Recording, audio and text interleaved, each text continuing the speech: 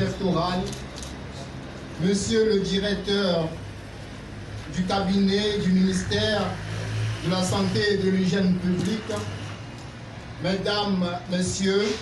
les représentants du ministère de la Sécurité et des forces de l'ordre, distingués invités, Mesdames, Messieurs, cet après-midi, nous sommes très heureux d'être ici à Boisseau une fois de plus pour manifester notre amour pour cette région qui nous tient à cœur. À Boisseau ce n'est pas la première fois où nous sommes ici parce que nous avons déjà posé des actions essentielles pour manifester non seulement notre volonté de soutenir la population la plus vulnérable de ce pays, mais également conduire aux côtés du gouvernement de la Côte d'Ivoire des œuvres humanitaires allant dans le sens de soutenir les personnes les plus vulnérables dans ce monde qui a tant besoin de chacun de nous. Avant de rentrer dans le vif du sujet cet après-midi, je voulais vous saluer tous et vous dire combien de fois nous sommes très heureux, une fois encore, d'être ici dans cette région. ADRA est une institution de l'Église adventiste du 7e jour et elle se définit ainsi: Adventist Development and Agency Relief. Autrement dit en français, Agence adventiste d'aide et développement. Cette mission, ou la mission essentielle d'ADRA, est de conduire les actions humanitaires, même en zone de guerre, en zone de conflit, pour soutenir et accompagner les personnes qui ont besoin de notre égard et de notre amour. En fait, cette mission assignée à ADRA est dans la dynamique de l'Église adventiste du 7e jour, dont la mission n'est pas seulement d'apporter l'Évangile, mais aussi d'apporter l'espoir au cœur des hommes et femmes affligés de ce monde. Cet après-midi, Mesdames, Messieurs, nous voulons non seulement apporter ce don ici à Boisseau, mais dire au gouvernement de la Côte d'Ivoire combien l'Église adventiste du 7e jour, ici en Côte d'Ivoire, représentée par la division, c'est-à-dire l'entité qui dirige cette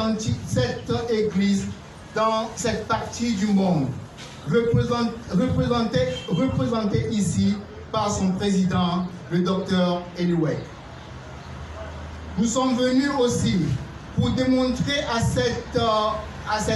assemblée que nous sommes prêts à soutenir non seulement leur mission et leur plan d'action du développement, mais aussi apporter notre expertise dans les œuvres humanitaires et dans la stratégie placée ou classée dans la stratégie politique de développement de ce pays. ADRA siège au Conseil humanitaire des Nations Unies depuis 1997. Elle opère aujourd'hui dans 135 pays dans le monde et en particulier, elle est active. Notre agence est très active dans l'approvisionnement d'eau potable, dans la gestion des projets de développement. Et elle assure aujourd'hui près de 392 projets micro pour permettre même à la population la plus vulnérable de se soutenir. Mesdames, Messieurs, ADRA aide les populations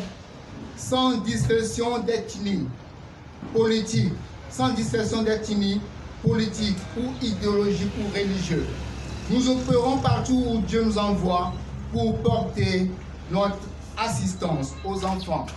aux personnes âgées, aux personnes handicapées, aux immigrés, aux malades, aux sans-abri et même aux pauvres et aux personnes sinistrées, y compris aussi, mesdames, messieurs, les réfugiés. Cette association, partenaire de l'Église, fondée d'ailleurs par l'Église adventiste du 7e jour, est prête